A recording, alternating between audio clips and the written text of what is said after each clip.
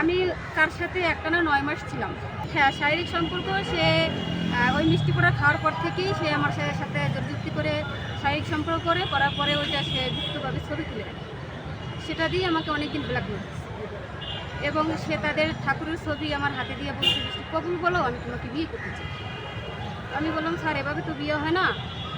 তো বললো, আমার ছোট একটা বোন আছে, বোনটা বিয়ে দেওয়ার পরে তাহলে আমি বিয়ে করবো, আমার কয়টা দিন সময় দাও। তো এখন আর সে বিয়ে করতে চাচ্ছে না।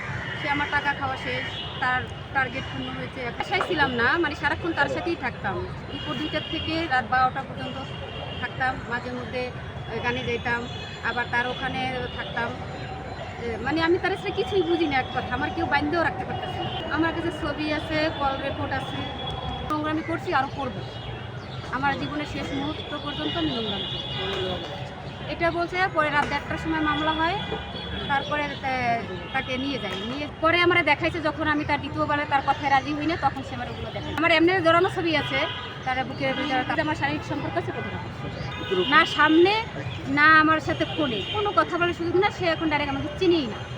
আমার কাছ থেকে 3 লাখ টাকা খেয়েছে। তার ইসলাম ধর্ম গ্রহণ করার কথা, তার বাবা মা নাই।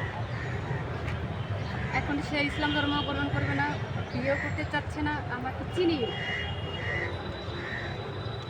সে একজন নিজেও কবিরাজ, তার বাবা কবিরাজ ছিলেন।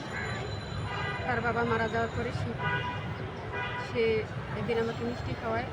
তারপর থেকে সে আমাকে মারে, বকে। আমি তারা ছাড়া কিছুই বুঝি না। এই পর্যন্ত আমার 7-8 দিন মারছে। তারপর আমি তারা ছাড়া কিছুই বুঝি না। তারে সে এখান থেকে পালাই গেল। তার এক স্টুডেন্ট তাকে 3 মাস গুম করে রাখলো। তো সে আমাকে অনেক পছন্দ করতো, তো আমি তাকে পছন্দ করতাম না। তো সে মন্দিরে মানত করে মিষ্টি পোড়া খাওয়ায়। তারপর 9 মাস আমার পিছু পিছু ঘুরে অনেক ইতিহাস করে আমার প্রেমের ফাঁদে ফেলায়। এখন সে আমার মারে, বকে, যাই কিছু করে, আমি তার সাথে কিছুই বুঝি না।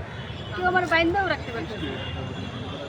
এমন করতে করতে পরে ফ্যামিলিগতভাবে তার একটা সময় নিল 7 দিনে, যে আমরা উকিলের সাথে পরামর্শ করে তারপরে একটা সিদ্ধান্ত নিই।